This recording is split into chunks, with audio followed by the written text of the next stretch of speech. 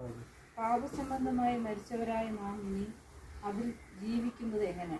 അല്ല, യേശുക്രിസ്തുവിനോട് ചേരുവാൻ നാം സ്നാനമേറ്റവരായ നാം എല്ലാവരും അവൻ്റെ മരണത്തിൽ പങ്കാളികളാകുവാൻ സ്നാനമേറ്റിരിക്കുന്നു എന്ന് നിങ്ങൾ അറിയുന്നില്ലേ? അങ്ങനെ നാം അവൻ്റെ മരണത്തിൽ പങ്കാളികളായി തീർന്ന സ്നാനത്താൽ അവനോട് കൂടെ കുഴിച്ചിടപ്പെട്ടു.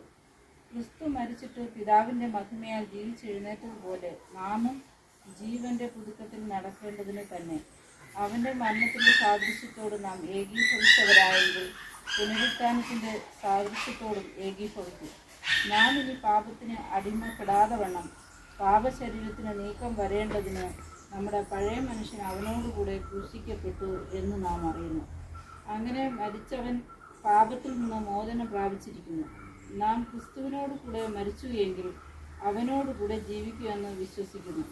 ക്രിസ്തു മരിച്ചിട്ട് ഉയർത്തെഴുന്നേറ്റിരിക്കയാൽ ഇനി മരിക്കയില്ല, മരണത്തിന് അവൻ്റെ മുന്നിന് കർത്തൃത്വമില്ല എന്ന് നാം അറിയുന്നുവല്ലോ.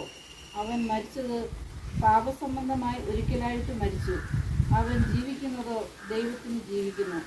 അവണ്ണം നിങ്ങളും പാപസംബന്ധമായി മരിച്ചവർ എന്നും ക്രിസ്തയേശുവിൽ ദൈവത്തിന് ജീവിക്കുന്നവർ എന്നും നിങ്ങളെ തന്നെ എണ്ണുവിൻ.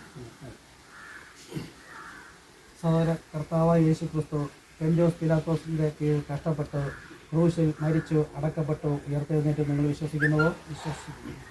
ഈ കർത്താവായ യേശു ക്രിസ്തുവിനെ നിങ്ങൾ രക്ഷിതാവും കർത്താവുമായി സ്വീകരിച്ചുവോ? സ്വീകരിക്കുന്നു. ഈ യേശു ക്രിസ്തു നമ്മെ വാനമേഘത്തിൽ വന്ന് മണവാട്ടിയായി ചേർത്ത് കൊണ്ടുപോകുന്നു വിശ്വസിക്കുന്നുവോ? വിശ്വസിക്കുന്നു.